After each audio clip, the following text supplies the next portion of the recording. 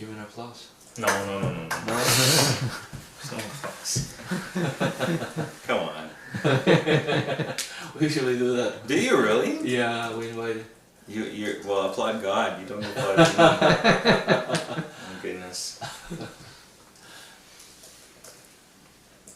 Whose idea was it for the modern day church theme? Who came up with that? Yeah. So what were you hoping to have as an answer this weekend? I'm just trying to understand, because now in modern society many things change, including our social value, the norms surrounding us. So I just want to know if Christians are still maintaining the traditional value and the way we view the world as the same thing that happens like 2,000 years ago, or is actually changing by the modernity of our society. Yeah, so I just want to see a transition, and yeah. Do you think we should change? I do believe so, because it's like Bible has been written like 2,000 something years ago, and it has its cultural value within it. So yeah, up to a certain point, I do think we need to have some adjustment, because it's not the world is not run by Christians. There are many of Christians, but it's not like entirely dominated by Christians. So we eventually have to figure out a solution to peacefully to communicate with others or something like that. We can't just do our own business. So yeah, that's my original thought about this topic. Yeah. That's a tough question.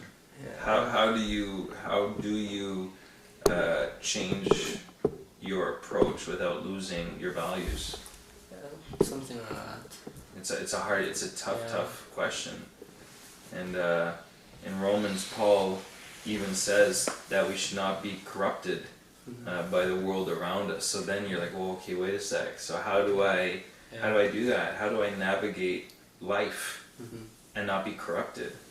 Because I don't know about you, but the word corruption scares me. But the word corruption is really hard to define itself. It is. I look at my car that drives the roads of Quebec, and the roads of Quebec corrupt my car. They ruin my shocks. They make rust appear underneath, and if they had their way, my car would not be able to function on the road. And so I need to do all I can to avoid the corruption of the roads. I need to do all I can to avoid the power that the roads have to corrupt my vehicle. And but my vehicle still needs to drive on them. And so really, how do we do that? We can take care of the body, we can put chemicals, we can do things, but at the end of the day, it's how you drive. And so you really need to have somebody really intelligent driving your car. And I think it's going to be similar with the church. We need to have the right leaders, and we need to be led by the right leader. And I think a lot of times in church, that doesn't always happen. You know, we have a lot of individuals with agendas, and so we just need to always make sure that, my simple answer would be, we need to always make sure that we're laying down our agendas, you know, every day. Because man, it's tough. It's getting tougher and tougher and tougher. Because the world seems to, I mean, the last 15 years, things have changed so drastically. It's unbelievable. If you think about, like, you know, compared like 1950 to 1960, like how many changes happened. Compared 1960 to 1970, and so on and so on. The last 10, 15 years have changed the world way, way more than the previous 50 years before it. Sorry, to add to that, I think it was Francis Schaeffer who said that what was unthinkable in one generation becomes a law into the next generation. Yeah. Right? Yeah, it is. Yeah.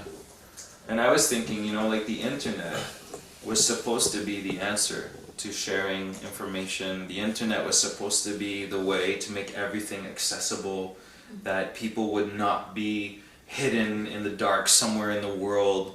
And in one sense, it has helped, but in another sense for you guys, it's almost made you question everything, because the internet gives you 10 different answers for the one question.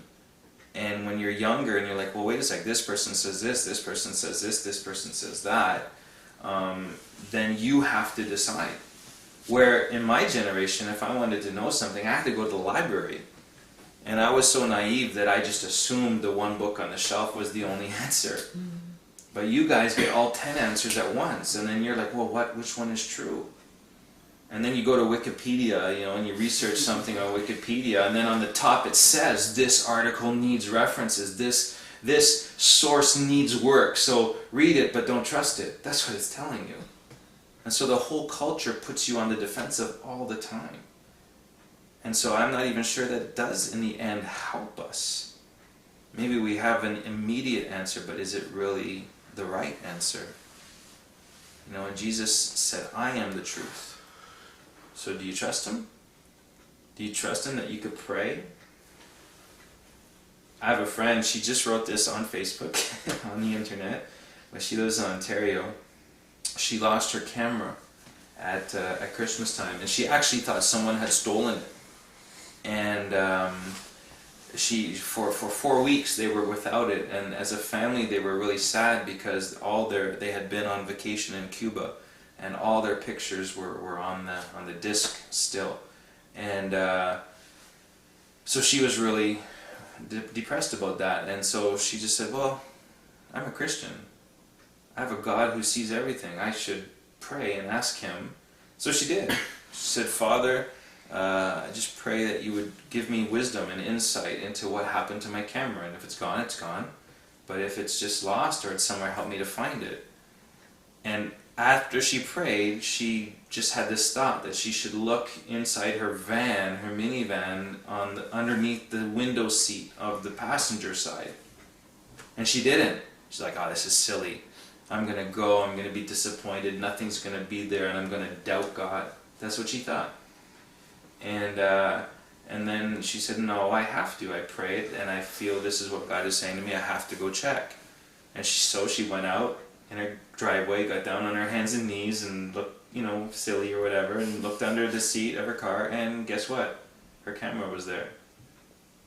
So, if Jesus says, I'm the way, the truth, and the life, he's the truth, he has the answers. Do we trust him to give us the answers? Do we trust him to go to him and get the answers?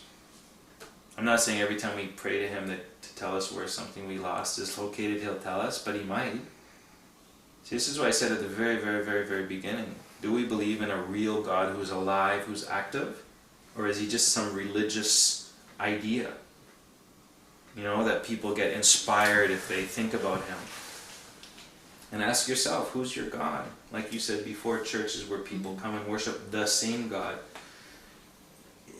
Do we worship the same God that we read about? I mean, we're Christian, and this is the Christian Bible, but do we actually respect who he is on that book 2,000 years old, but also who he is today? Because this book actually isn't 2,000 years old. It's actually, if you look at it, it covers a span of over 4,000 years. So it's not just like a document from a single culture. It's a document that spans over 4,000 years with over 100 different authors. So it's actually not just one culture. It's you know, and it's us today who say, well, our culture is different. Well, actually it addresses all the cultures of its time. So it's a big question. But do you trust that he's actually behind it? That you're not just studying a book or a law or a reference, but you're actually tapping into a real, powerful, alive God who makes a difference in your lives. I wish I could say at every moment of my life I've had like this amazing faith. I haven't. I've gone up and down. I've been in places where I even doubted he was really there. But then I've had other experiences. One night, my brother, who never has done what he's doing, what he will do, and I agree with you. I mean, I read the news, I see what's happening, I even see what's happening in churches, and you're like, oh, really? Like, really? But I know God's there. I know he's watching us, and I know if we call out to him, he's going to save us. Not just when we die and we face eternity, he's going to save us now, here. He's going to take us through everything that we need to go through. And that's my belief.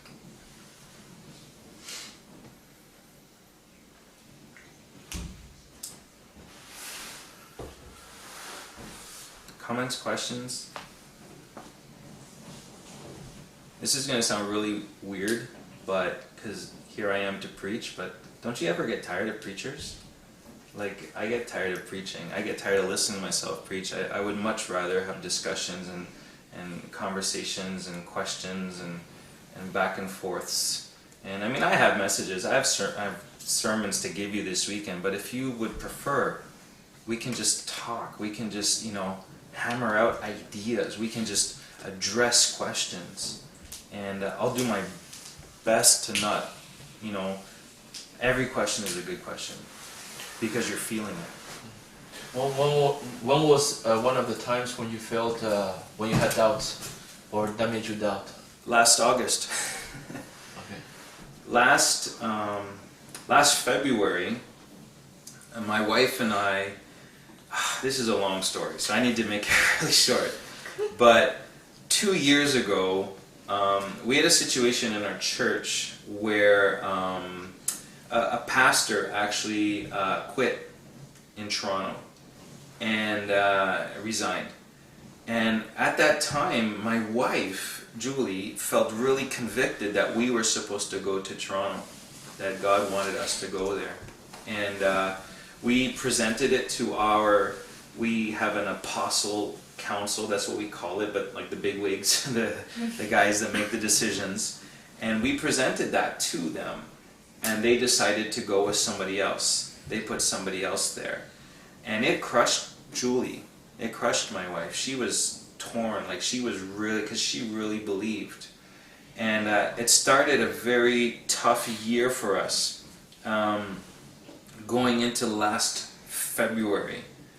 And I was a little, I won't say better, but it didn't like crush me as much as it crushed her. My attitude in life has always been, okay, well, what's next? And but last February, it was really weird because the pastor that got placed in Toronto contacted me and said, I would really like you to move to Toronto and work with me. So we were kind of like, okay, is this just God's indirect way of getting us there?